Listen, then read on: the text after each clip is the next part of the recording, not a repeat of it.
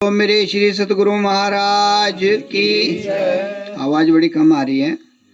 बोलिए जयकारा, बोलो मेरे श्री सतगुरु महाराज की, बोलो श्री परमहंस दयाल जी महाराज की, बोलो नंगली निवासी सतगुरु भगवान की, बोलो अम्बाला वाले सतगुरु महाराज की, बोलो सारे संतन समाज की, बोलो सच्चे दरबार की।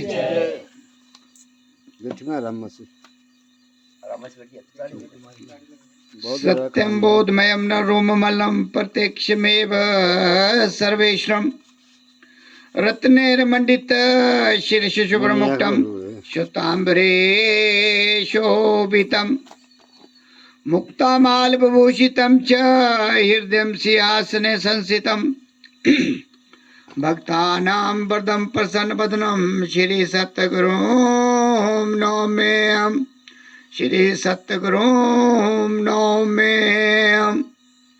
बंदो चरण सरोज गुरु मुद मंगलागार, जय सेवत नर होते हैं भव सागर से पार, भव सागर से पार। गुरु जी के सिमरण मात्र से नाशत विघ्न अनंत, ताते सर्वारंभ में ध्यावत है सब संत, ध्यावत है सब संत। जय खोजत ब्रह्मा थके, जय खोजत ब्रह्मा थके, सुर नर मुनि और देवा, कहत कबीर सुन साधुआ, कर सतगुरु की सेवा, कर सतगुरु की सेवा। अखंड मंडलाकारं व्याप्तमेन चराचरं, तत्पदं दर्शितमेन तस्मै श्री गुरुवे नमः, तस्मै श्री गुरुवे नमः। राम कृष्ण से को बड़ा, तीनों तो गुरु कीन, तीन लोक के वे धनी, सतगुरु आगे अधीन, सतगुरु आगे अधीन। गुरुर्ब्रह्मा गुरुर्विष्णु गुरुर्देवो महेश्वरा, गुरुर् साक्षात् परम ब्रह्म, तस्मै श्री गुरुवे नमः, तस्मै श्री गुरुवे नमः। तुमेव माता च पिता तुमेव, तुमेव बंधु च सखा तुमेव, तुमेव विद्या द्रविणं तुमेव, तुमेव सर्वं मम देव देवा, तुमेव सर्वं मम देव देवा। बोलिए जयकारा, बोल मेरे श्री सतगुरु महाराज की जय। जगत वंदनीय प्रातः समरणीय भक्तवत्सल अद्वैत मत के संस्थापक दादा गुरु श्री परमहंस दयाल जी महाराज जी के चरणों में साष्टांग दंडवत कोटि कोटि प्रणाम।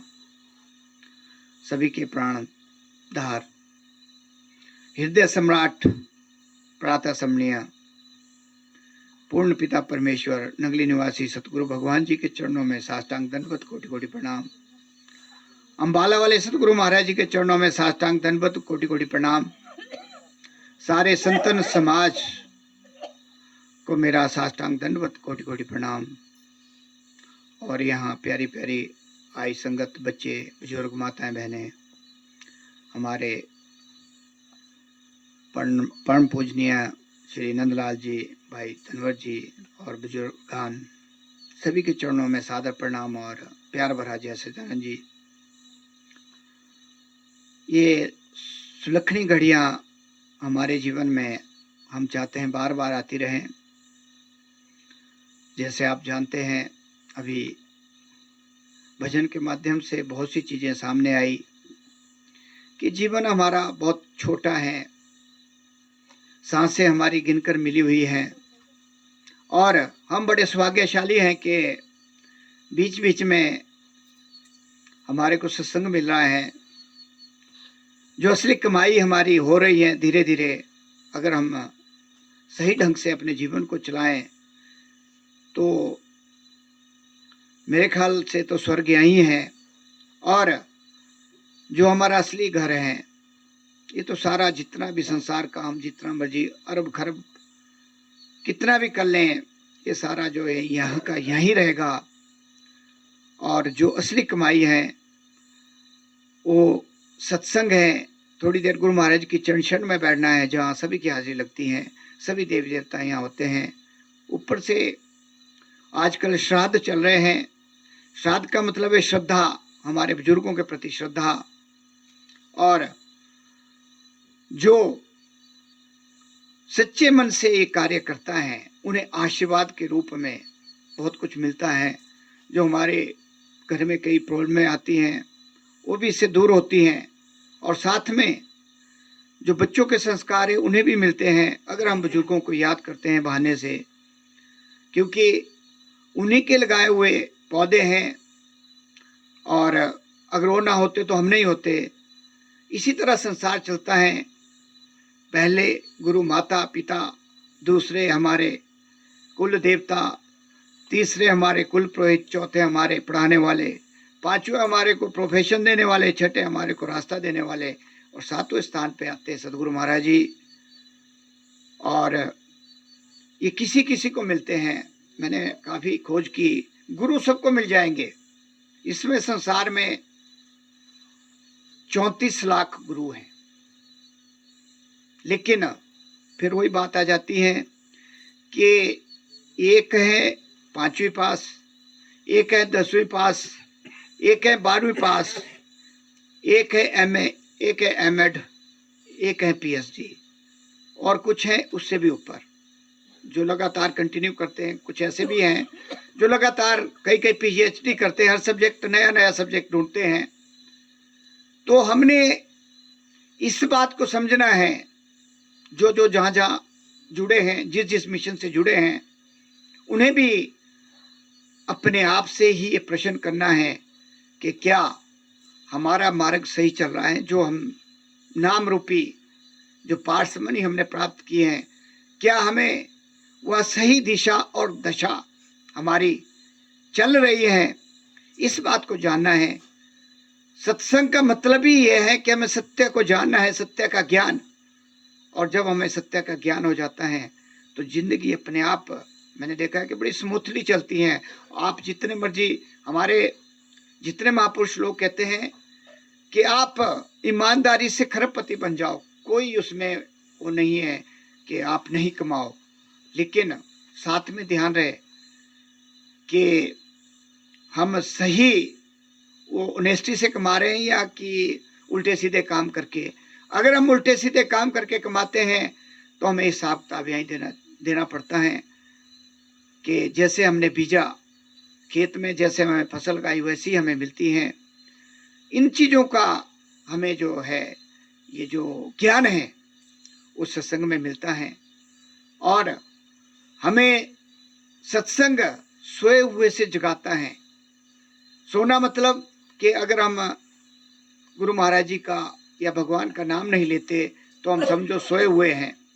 और अगर हम सोए हुए हैं और गुरु महाराज जी का या अपने इष्ट का नाम लेते हैं तो आप जागे हुए हैं।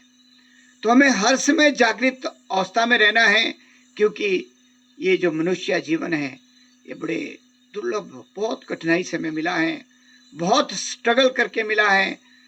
और जो नाप रूपी हमें ये जो पार्समनी मिली है, जिसका हमें ज्ञान हुआ है, ये उसी समय से चला है जब हमने सत्पुरुष के पास हाथ खड़े किए थे। और इसलिए कहा है कि नाम ही सृष्टा है और नाम ही दृष्टा है। जब से ये सृष्टि चली है नाम हमारे साथ हैं, और जब तक हम इसे पाकर अपने निज धाम नहीं पहुंच जाते, उस प्रकाश में प्रकाश रूप में नहीं हो जाते, तब तक हमारे साथ हैं। और हम इसलिए सौभाग्यशाली हैं कि हमें इसका ज्ञान, हमें इसका जो पर्दा पड़ा हुआ था, क्योंकि जब हम माया के जाल में फंस गए थे, जब हमारी पहचान हो गई थी कि हमारे माता हैं, हमारे पिता हैं, हमारे भाई हैं, ये हमारे बहन है, हमारा रिलेशन है, उसके बाद हम उन्हीं में खो गए थे, बंधनों में फंस गए थे। उन बंधनों से मुक्ति का साधन ये नाम है। पोथी पढ़ी पढ़ी जग मुआ, पंडित भया न कोई, अढ़ाई अक्षर प्रेम के पढ़े सो पंडित हुए। तो आप सभी पंडित की श्रेणी में आते हैं। आप महाराज जी के राजकुमार और राजकुमारियां बन गए हैं, लेकिन सेहरा तभी बंधेगा जब हम जो नियम हमें बताए गए हैं 5, उनका पालन करते हैं। अगर हम सत्संगी करते हैं, भजनी गाते हैं और हमारा जो दिनचर्या है दूसरे उल्टे सीधे कामों में गुजरता है, तो फिर वो केवल एक दिखावा है। उसे हम सत्संग या गुरु महाराज जी के राजकुमार या राजकुमारी नहीं कह सकते। तो इसलिए हमें सावधान करते हैं। महापुरुष आकर चेतावनी देते हैं कि जागो और अपने आप को पहचानो कि मैं कौन हूँ, मैं कहाँ से आया हूँ, मैं कहाँ से आई हूँ, मुझे कहाँ जाना है और मैं क्या कर रहा हूँ और मैं क्या कर रही हूँ। ये विचार रोज करना है। और जो 24,000 सांस से हमारा खर्चा है शरीर का, उसमें से हम 10वां हिस्सा क्या गुरु महाराज जी की चरण शरण में लगा रहे हैं या नहीं, ये शाम को सोने से पहले एक रजिस्टर मेंटेन करना है। जैसे बच्चे करते हैं डेली घर का काम, और दूसरे दिन फिर जाके उनका जो है रिवाइज होता है, जो पहले दिन काम दिया जाता है। और टीचर क्या करता है, कॉपी देखता है, जो अच्छा काम करता है उसको गुड मिलती है, और जो नहीं करता उसको नोट आता है कि बी केयरफुल, सावधान हो जाइए। चेतावनी देते हैं, माँ बापों को फ़ोन करते हैं कि भाई बच्चा काम ठीक से नहीं कर रहा है। तो जो ये सत्संग का सिलसिला है, यहाँ आने का मकसद यही होता है कि हम जिस क्लास में हैं, क्या हम अपना कार्य अच्छी तरह कर रहे हैं या नहीं, उसी बात को हम बार बार दोहराते हैं। दोहराने का यही मकसद है कि जितनी देर हमारे को इसका असर रहता है, हम थोड़ा थोड़ा काम जरूर करते हैं, ऐसा मैंने देखा है। और अगर हम बिछड़ जाते हैं 2-3 महीने, तो फिर हम वहीं 0 पे आ जाते हैं। अगर हमें इस जीवन का लाभ उठाना है और सही दिशा पकड़नी है, तो हमें रोज कम से कम 1 घंटा बैठना है। और बाकी तो सहज रूप में चलते फिरते उठते बैठते जैसे जैसे ख्याल आता है, जितना भी ख्याल आता है 10 मिनट 5 मिनट, क्योंकि संसारिक काम भी करने पड़ते हैं, तो हम जो अभ्यास करते हैं उसका ख्याल चला जाता है। और हम इधर उधर की बातें बजाय इधर उधर की बातें करने के अलावा अगर हम सत्संग की बात करें, वो घड़ियाँ भी हमारी इसी में विलीन हो जाती हैं, इसी में जुड़ जाती हैं। क्योंकि एक घड़ी आदि, आदि से पुनियाद, तुलसी संगत साध की, कटे कोटि अपराध। हमारे कोटि अपराध कट जाते हैं अगर हम यहाँ तो करते ही करते हैं। तो आपको रोज ही कहा जाता है कि सत्संग में जाइए तज माया अभिमान, जो सही मायने में सत्संग में आता है। ऐसा ना हो कि ध्यान हमारा घर में रहे या दूसरी चीजों में रहे जो दिन में घटी, तब तो कुछ फायदा ज्यादा नहीं मिलेगा। लेकिन अगर हम तन मन धन से सत्संग में जाइए तज माया अभिमान, जितने जितने पग धरती धरे कोटि नियक समान, कितना हमारे को लाभ हो रहा है। ये आप आलंकन तब करेंगे जब कभी समय आएगा, अभी नहीं लगता पता। कहते हैं जब चीज गुम हो जाती है उसके बाद हमें उसका वैल्यू का पता लगता है। पहले हम उसकी कदर नहीं करते। पहले तो हमें सोचते तो चल रहा है ठीक है, लेकिन जब वो चली जाती है चीज, मान लो सुई आपकी गुम हो जाती है, कितना मन में पश्चाताप होता है, या कहाँ गई होगी, काफी ढूंढते हैं लेकिन नहीं मिलती। तो इसी तरह जो हमारा समय निकल रहा है और जो हमारी सांसें डेली खर्च हो रही हैं, वो दोबारा वापस नहीं आएगी। और हम क्या करते हैं कि हम भविष्य की बड़ी चिंताएं रखते हैं। गुरु महाराज जी कहते हैं कि कल की मत सोचो, आज देखो, आज को एंजॉय करो। आज आपने क्या खटा, आज आपने क्या पाया, उस पे आलंकन करो, और कल अपने आप आएगा अच्छा। और जो पीछे बीत गया, हम क्या करते हैं कि पिछली कहानियों में चल पड़ते हैं और उसी में अपना जो बहुमूल्य समय खराब कर देते हैं। और सत्संग में हमें ये मिलता है कि हम पिछला भूलकर जो आज अच्छा कर सकते हैं उसे करना है, कल का नहीं सोचना है, क्योंकि जो कल आपके साथ होना है वो होना है। अभी हमारा सत्संग आज कहीं और था। आपने देखा होगा दृष्टांत कितना भयानक था। क्या पता कौन सी घड़ी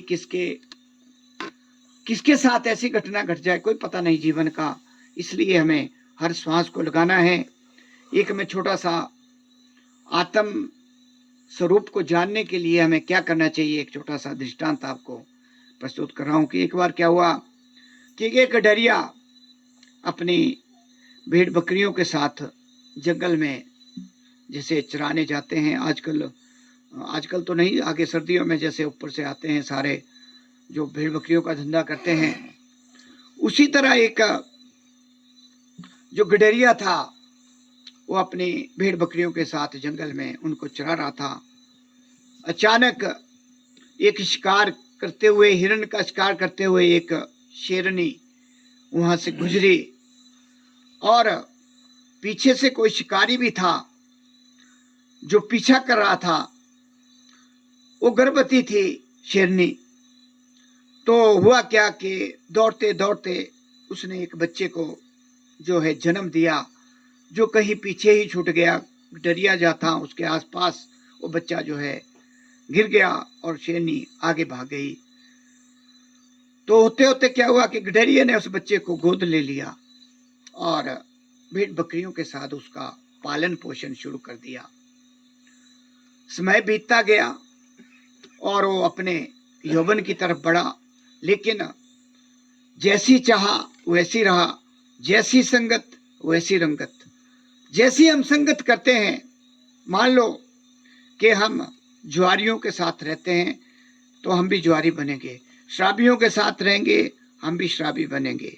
अगर हम सत्संगियों के साथ रहेंगे तो हमारी अंतरात्मा, जिसे साफ करना है, जिसके द्वारा ही हम सुरती को शब्द में मिला सकते हैं, उसकी सफाई करनी है। तो जैसे हम सत्संगियों के साथ रहते हैं तो उससे सत्संग का प्रभाव पड़ता है।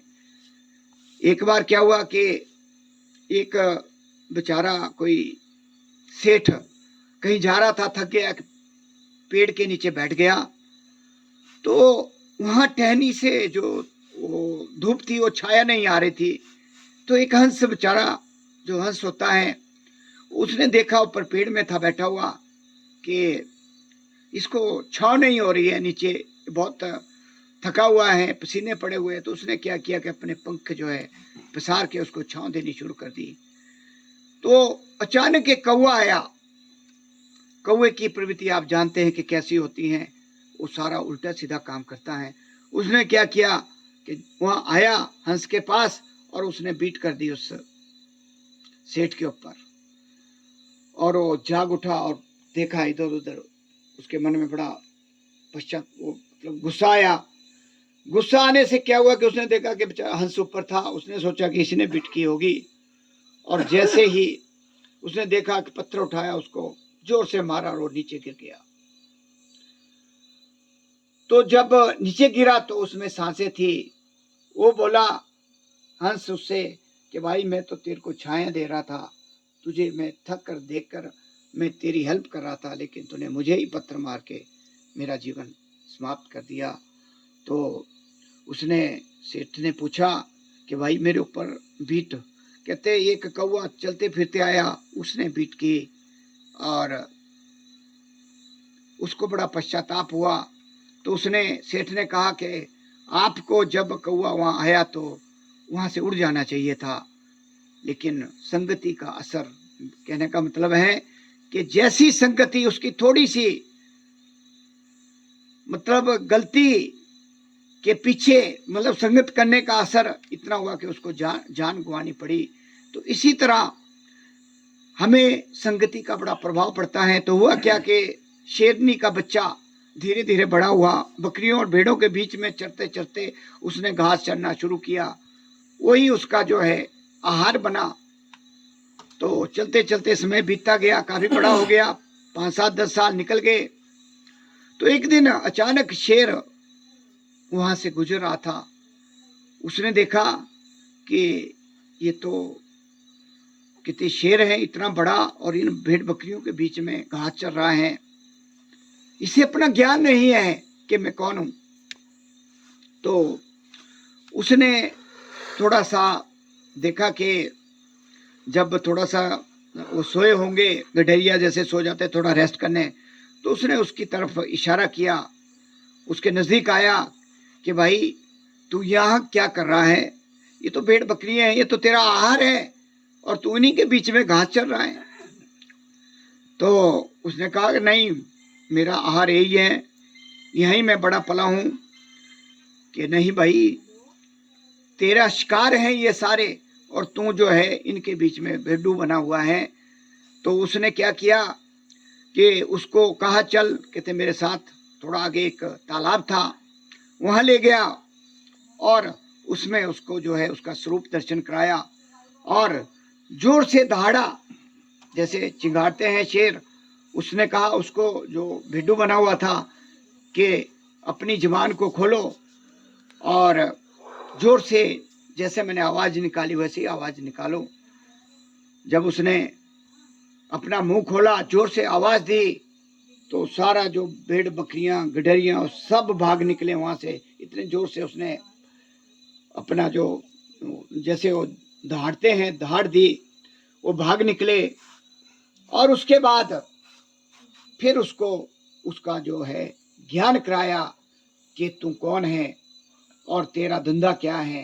तू इन गडेरिए की संगत और भेड़ बकरियों के संगत से जो है तूने जो एक घास चर कर अपना जो जीवन गुजार किया है, तुझे अपना ज्ञान नहीं था। तो इसी तरह हम जो मोह माया, काल और माया के जाल में फंसे हुए हैं, ये मेरा फलाना है, ये मेरी फलानी है, इसी तरह हम इस बंधन में पड़े हुए हैं संसार के।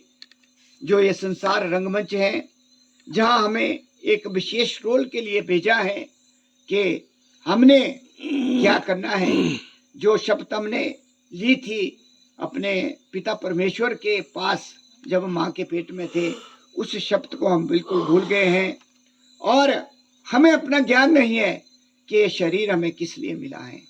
तो सत्संग का जो माध्यम है, गुरु महाराज जी का जो दरबार है, ये हमें आगाह करता है, सावधान करता है, चेतावनी देता है कि भाई अपने आप को पहचानो कि मैं कौन हूँ, मैं कहाँ से आया हूँ, मैं कहाँ से आई हूँ और मुझे कहाँ जाना है। क्या मेरा मकसद पढ़ना लिखना, शादी करना, बच्चे तैयार करना, बच्चे पालना और उसके बाद फिर चले जाना 84 में, या कुछ और। ये जो ज्ञान है ये हमें सत्संग में मिलता है।